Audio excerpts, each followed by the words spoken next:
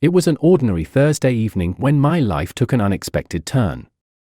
As I rummaged through the closet for a jacket to wear for a quick trip to the store, my hand brushed against something unfamiliar in the pocket of my wife Lila's winter coat. Curious, I pulled out 2 sleek, glossy tickets.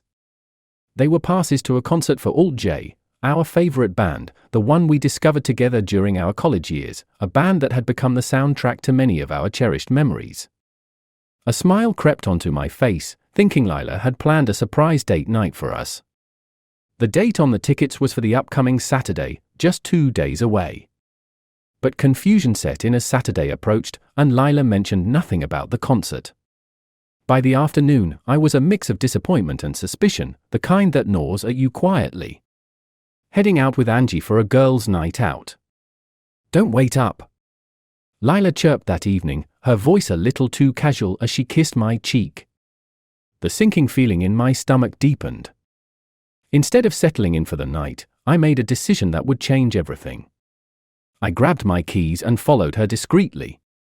The drive led me to the bustling downtown area, where the vibrant sounds and colorful lights of nightlife filled the streets. Parking a block away, I donned a baseball cap and followed the crowd to the concert venue. The air was electric with excitement, but my heart felt heavy as I searched through the throngs of fans. Then, amidst the sea of faces, I spotted her. Lila wasn't with Angie. She was with someone else, a man whose arm was comfortably wrapped around her waist. I felt a cold dread wash over me as they laughed and talked intimately, oblivious to the world. I watched from the shadows as the concert began, the music a stark contrast to the turmoil inside me. When the couple found their seats, I confirmed the worst. The seat beside Lila, occupied by her companion, was meant for the ticket I had found. The betrayal was clear, and a storm of emotions whirled within me. As the concertgoers around me swayed to the rhythm of the music, a plan began to form in my mind. Lila had betrayed me, and I couldn't let that pass. I spent the rest of the concert in the back, unseen, as my mind raced through scenarios of confrontation and retribution. By the time the last note played and the crowd began to disperse, I was resolute. Lila's deception wouldn't go unpunished. I would ensure that this betrayal would cost her as much as it had cost me. As I drove back home alone, the streets quieter now, the echoes of the band's melodies haunted me, a cruel reminder of what was lost. But the pain was slowly hardening into resolve.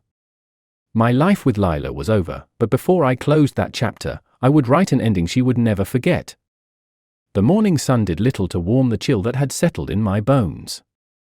After a sleepless night, I sat at the kitchen table, nursing a strong cup of coffee, waiting for Lila to return. My mind replayed the scenes from last night over and over, each loop tightening the knot of anger and betrayal in my gut. The sound of keys jingling at the door signaled her arrival. Lila walked in, her face flushed with the remnants of last night's fun, oblivious to the storm brewing inside me. "Morning, babe," she chirped, leaning in for a kiss. I pulled away, my expression hard.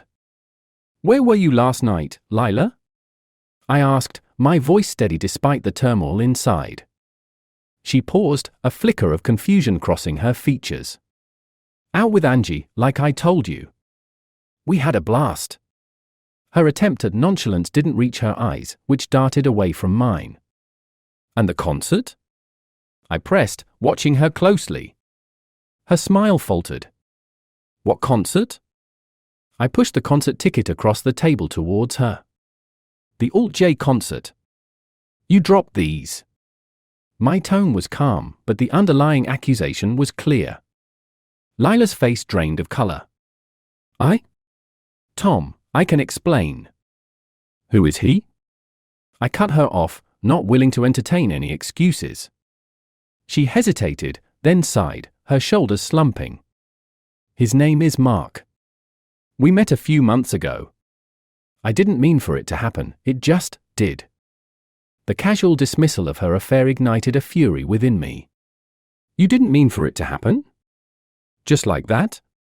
I stood up, my chair scraping loudly against the tile floor. Lila flinched at the sound. "Tom, please, let's talk about this. I made a mistake." "We can fix it." "A mistake?" I scoffed, shaking my head. Lila, you planned a date with him, using the band that meant something to us. This wasn't a mistake, it was a choice. Your choice. Her eyes filled with tears, but I felt no sympathy. The woman before me was a stranger. What do you want from me, Tom? I want the truth. All of it. How long has this been going on? My demand was firm, cutting through any pretense. It started as friendship, she began, her voice trembling. But about 4 months ago, it changed. She wiped at her eyes, struggling to maintain her composure. For months, I repeated, the words tasting bitter. And you thought you'd keep it hidden forever? I don't know. I was confused. I didn't want to hurt you, she whispered. But you did, Lila. You did hurt me. Worse, you betrayed everything we had. I paused, taking a deep breath to steady my raging emotions. I need some space to think. We need space. Tom, please. I'll be staying at a hotel tonight. We'll sort out what comes next later. With that, I grabbed my coat and keys, not waiting for her response. As I stepped out of the house, the weight of my decision pressed down on me. I knew that this was just the beginning. Retribution was a complex path, and I was just setting foot on it. The drive to the hotel was a blur, my mind already plotting the next steps. Lila had crossed a line, and there was no going back. The coming days would determine the course of our lives, but one thing was clear, I would not be played for a fool. Not anymore. The hotel room felt cold and impersonal, a stark contrast to the warmth of a home that now seemed tainted with deceit. I sat on the edge of the bed, laptop open, scrolling through the digital traces of Lila's life that I had never thought to question before. Every email, every message now seemed suspect, a potential clue to the depth of her betrayal. My phone buzzed with a message. It was from Angie, Lila's supposed alibi. Tom, is everything okay? Lila seemed upset today. Said you guys had a fight? I stared at the screen, my fingers hovering over the keyboard. Angie was either in the dark or part of the lie. I decided to probe. Not sure what's going on. She hasn't been honest with me. Know anything about a guy named Mark? The response was almost immediate, a mix of confusion and concern. Mark? No, can't say I do.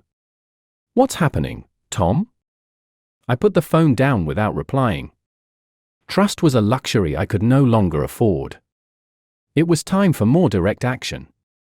Pulling up a new tab, I began searching for any trace of this Mark, social profiles, employment records, anything that could give me a lead. Hours passed, the room growing dark around me, my screen the only light. Pictures, comments, check-ins, little digital breadcrumbs leading me through the timeline of their affair. Mark was a real estate agent, well-dressed, charming, the perfect cliché of a homewrecker. Armed with information and fueled by a volatile mix of betrayal and resolve, I decided it was time for a face-to-face. I found his office address from his company's website. If I was to dismantle the life Lila had built with him, I needed to understand what I was up against. The next morning, I drove to Mark's office. The receptionist eyed me curiously as I approached, my heart pounding in my chest as I approached. I need to speak with Mark. It's urgent, I stated, my voice firm. She nodded, picking up the phone to announce my arrival. Minutes later, Mark appeared. His look of surprise turned to one of apprehension when he saw my face. Can we talk in private? I asked, my tone leaving no room for refusal. Mark led me to a small conference room, closing the door behind us. Look, I don't know what Lila told you, but, he began. I know enough, I cut him off. I know about the concert, the trips, the lies. What I want to know is what you plan to do about it. Mark paused, his facade of confidence slipping. I care about her. I didn't mean for any of this to happen. Save it, I snapped. You knew she was married. You both made choices. Now, I'm making mine. I'm not here to threaten you physically, but I want you to know that this isn't going to be swept under the rug. What do you want from me? Mark asked, his voice unsteady. I want you to end it. Today. You walk away, or I take this to everyone, your boss, your clients, your friends. I'll make sure everyone knows what kind of person you really are. Mark's eyes widened, the reality of the situation dawning on him. You wouldn't. Try me, I said, my voice cold. You have until tomorrow. If I even suspect you're still in contact with her, I'll do as I said. Leaving the office, I felt a grim satisfaction. The confrontation had not eased the pain, but it was a necessary step in reclaiming control over my life. As I drove away, I knew that the next step was confronting Lila with the finality of our situation. The storm was about to break, and I was ready to face whatever came next. The drive home was longer than I remembered, each mile stretching out as a reflection of the tangled web of lies and deceit that had ensnared my life. The final confrontation with Lila loomed ahead, a necessary end to the charade that our marriage had become. I was no longer the man who had left that house. The betrayal had reshaped me, hardened me into someone new. As I parked the car in our driveway, the lights in our house glowed mockingly, a facade of warmth that no longer existed. I took a deep breath, steeling myself for what was to come. I found Lila in the living room, her posture tense, a clear sign she had been expecting me. The room was thick with anticipation, each of us bracing for the storm about to break. Tom, before you say anything, Lila began, her voice shaky. I met Mark today, I interrupted, my tone flat, cutting through her plea. I know everything, Lila. And he won't be a problem anymore. Her eyes widened in shock, a mix of fear and confusion flickering across her face. What did you do? Mix of fear and confusion interfering in our lives again. He got the message loud and clear, I said, the edge in my voice sharper than a knife. But this isn't just about him, Lila. This is about us. Lila swallowed hard, her facade crumbling. Tom, I'm so sorry. I was lost, I was foolish, but I never stopped loving you. Loving me? I scoffed, a bitter laugh escaping my lips. Your love has a funny way of showing itself. You didn't just betray me, Lila. You broke us. I know it's unforgivable. But please, can we find a way to? No, I cut her off, my decision resolute. There's no us to go back to. I came back to end this. To end the lies and the pain you've caused. With a sense of finality, I pulled out the papers from my coat, a folder filled with the divorce documents, ready to be signed. This is the only way forward, I declared, placing them on the table between us. Lila's hands trembled as she looked at the documents, her tears freely flowing now. Is this what you want? A life without me? It's not about what I want anymore. It's about what's necessary. Sign these, and we can both move on, I said, my voice devoid of warmth. As she took the pen, her sobs filled the room, each one a nail in the coffin of our marriage. She signed her name, each stroke a severing of the ties that had bound us together. Goodbye, Lila, I said, my voice steady despite the chaos inside me.